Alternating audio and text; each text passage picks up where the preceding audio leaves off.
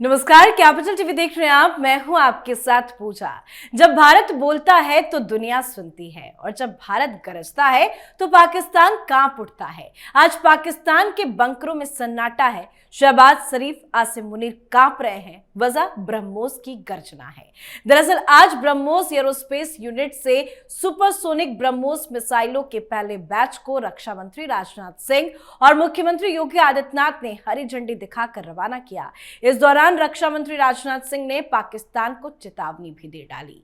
पाकिस्तान को चेतावनी देते हुए राजनाथ सिंह ने कहा कि ऑपरेशन सिंदूर में ब्रह्मोस की कामयाबी ने यह साबित कर दिया कि हमारी मिसाइलें सिर्फ परीक्षण नहीं बल्कि प्रैक्टिकल प्रूफ ऑफ स्ट्रेंथ है। इस दौरान उन्होंने कहा कि ऑपरेशन सिंदूर तो सिर्फ ट्रेलर था, पाकिस्तान की पूरी जमीन ब्रह्मोस की रेंज में है। उन्होंने ये भी कहा कि अब जीत भारत के लिए कोई घटना नहीं बल्कि एक आदत बन चुकी है जिसे हमें और मजबूत करना है।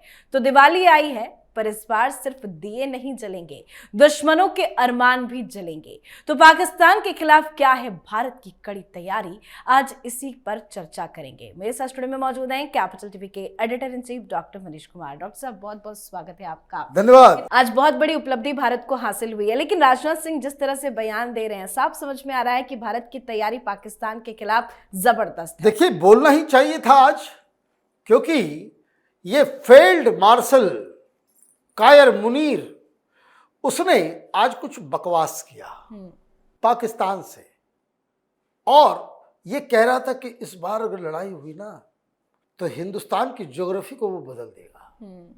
भाई, डायलॉग भी चुराते हो है। ये डायलॉग तो हिंदुस्तान दे रहा था कि तुम्हारी ज्योग्राफी फिर से बदल देंगे। भारत ने तो तुम्हारी ज्योग्राफी बदल दी, एक पूरे देश का दो टुकड़ा करके अलग कर दिया, बांग्लादेश बना दिया। तुम वही डायलॉग बाजी कर रहे हो। क्यों कर रहे हो? क्योंकि जो पाकिस्तान के अंदर टीवी चैनलों के ऊपर सामने आकर के तमाम एक्सपर्ट्स बोल रहे हैं कि बहुत जल्द पाकिस्तान को जो है सैंडविच बना के खाने की तैयारी में है भारत। सैंडविच का मतलब समझे, दोनों साइड से अफगानिस्तान और हिंदुस्तान मिलके ठोकेगा पाकिस्तान। ये समझ लीजिए, बड़ा हड़कंप मचा हुआ है। और जिस तरह से डिमोरलाइज हो रहा था, अभी 4-5 दिनों से गायब था मुनीर, तो वहां पासिंग आउट परेड था तो वहां आ गया और कुछ बोलने लग गया तमाम। अच्छा, उसे आजकल डोनाल्ड ट्रंप की एंट्री हो गई ना कि it's an easy one, Afghanistan Pakistan की लड़ाई तो मैं ऐसे चुटकी बजाऊंगा, है ना। वो कहते हैं जादूगर पीसी सरकार वाला कि एकरा का डैकरा और उसके बाद जो है खत्म कर दूंगा। ये उन्होंने कह दिया, पूरी दुनिया की नजर है कि भाई अफगानिस्तान पाकिस्तान में हो क्या रहा है। इतनी पिटाई हुई है कि फिर से कहा है कि अब दोहा। तो आप देखिए कि कल तक दोहा में बातचीत होगी, क्यों हो रही है इसको समझिए। वो ये कि पाकिस्तान अचानक से भाई 48 घंटे का था तो अचानक से पाकिस्तान ने क्यों हमला कर दिया, ये जवाब देते नहीं बन रहा। डर के मारे पाकिस्तानियों की हालत खराब हुई, भाग रहे। एक ऐसे नैरेटिव में पाकिस्तान की सेना, वहां की सरकार फंस गई है। शहबाज शरीफ को आपने देखा है पिछले एक सप्ताह से, वो जब से मुस्कुराते वो अपनी बत्तीसी दिखा करके सब शर्म शेख में, और जो पीस प्लान गाजा का जो बना उसके ऊपर जो है सहमति देकर के आए, तब से छिपा हुआ है। पता नहीं कब कहां से कान के बगल से कोई गर्म लोहा गुजर जाए। अब क्या कहानी है? अब ये बात समझ में आने लगी है पाकिस्तानियों को भी, अफगानिस्तानियों को भी और दुनिया को, कि डोनाल्ड ट्रंप ने कहा कि उनको वो बगराम एयरबेस चाहिए जी। अफगानिस्तान तालिबान ने मना कर दिया और इसीलिए यूएस के आदेश पे ये मुनीर अफगानिस्तान पे हमला कर रहा है और ये कह रहा है कि भाई हमला ज्यादा करो, इतना हमला करो कि आप उसको टेबल पर लेकर के आओ और उसको एग्री कराओ, भाई हमें बगराम एयरबेस अमेरिका को दो। यही काम हमास के साथ डोनाल्ड ट्रंप ने किया। भाई हमास, इजराइल, बात करो, ये पीस प्लान, ये है वो है। किस चीज के लिए? गाजा के ऊपर एक नई सरकार बनाएंगे, उसका चेयरमैन डोनाल्ड ट्रंप होगा। वो डील मेकर है, उसको अफगानिस्तान पाकिस्तान से कोई लेना देना, जहां उसको फायदा होगा। तो ये जो नैरेटिव आया है सामने, पाकिस्तान की मीडिया भी पागल हो गई है। वो पाकिस्तान की सेना की आरती उतारने वाले फेक न्यूज पेडलर्स, मतलब वहां के बरकत दत्त और राजदीप सरदेसाई, वो भी अब बोल रहे हैं कि ये क्या हो रहा है, ये क्या हो रहा है। अफगानिस्तान से हम लड़ रहे, भाई कहा गया पेंटागन से उधर हमला करो, इतना मारो कि वो नेगोशिएटिंग टेबल पे आए और बगराम हमको दो, और अगर नहीं दोगे तो फिर हम तुम्हारे नूर खान को लेंगे, हम तुम्हारे एयरबेस से फिर ऑपरेट करेंगे।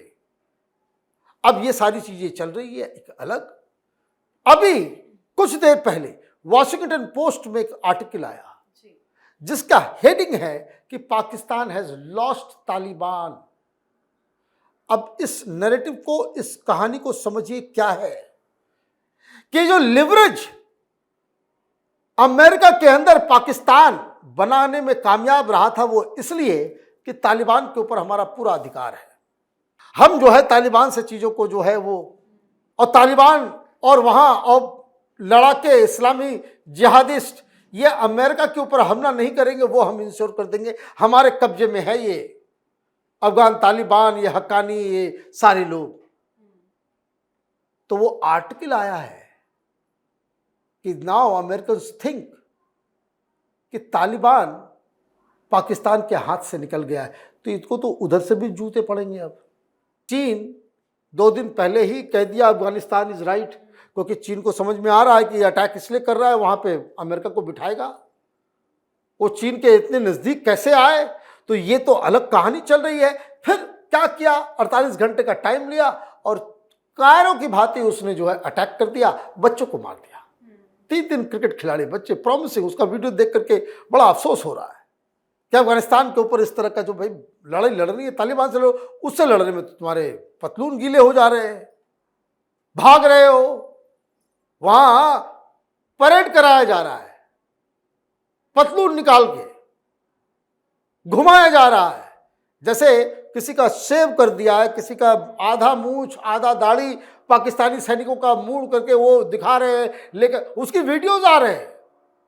और आज पता चला कि 10 किलोमीटर तक वो वहां का इंटरनल मिनिस्टर वो बॉर्डर पे गया, जेसीबी निकाला, वो जो पाकिस्तानी, अच्छा जैसे ये लोग वहां पहुंचे वो पाकिस्तानी भागे बॉर्डर छोड़ के। तो ये लोग बॉर्डर लगा, जैसे पंजाब के पास आप इंडिया पाकिस्तान के बॉर्डर पर जाएंगे तो किस तरह से बार बॉयर्स लगे हुए हैं, तार लगा दिया गया, कटीला तार से वो गए, जैसे भी लगाया सब उठा, 10 किलोमीटर उठा करके सब वायर वगैरह सब वीडियो में देख रहा था, वो सब उठा लेकर के चले गए। पाकिस्तानी को क्या बयान क्या दिया, बयान ये दिया कि ये डूरंड लाइन जो अफगानिस्तान पाकिस्तान का जो बॉर्डर है वो हम नहीं मानते हैं, वो इमेजिनरी लाइन है, उधर का भी इलाका हमारा है, इधर का भी इलाका हमारा है।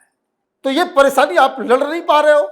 और मैं सुन रहा था वहां बड़े बड़े एनालिस्ट बोल रहे हैं भाई 1 लाख तालिबानी सैनिक हैं, माने लड़ाके, सैनिक तो नहीं हो तो लड़ाके हैं, 1.25 लाख के आसपास आपकी सेना है। अब आपकी जो सेना है 80% तो आपको हिंदुस्तान के बॉर्डर पर रखना पड़ेगा। यहां कम करोगे, उधर भेजोगे तो इधर से कमजोरी, और उधर नहीं भेजोगे तो तालिबान मारेगा। और मैं सुन रहा था वहां के बड़े बड़े एनालिस्ट को कि they are not professional army, they are guerrilla fighters. और आज तक पूरी दुनिया के इतिहास में guerrilla fighters versus professional army, traditional army की लड़ाई होती है तो हमेशा गुरिल्ला फाइटर्स ही जीतते हैं। इसलिए आप जीतने, अमेरिका नहीं हरा सका, रूस नहीं हरा सका, क्योंकि ये लोग गुरिल्ला वॉरियर हैं। तो बहुत बड़ा नुकसान होने वाला है।